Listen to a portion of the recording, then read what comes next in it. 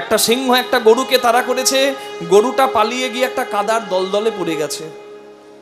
গরুটা ভাবছে যদি কাদা থেকে বেঁচেও যায় সিংহ তো ছাড়বে না, তাকে তার আশায় যদি আছে কপালে বাঁচা তো বাঁচবো।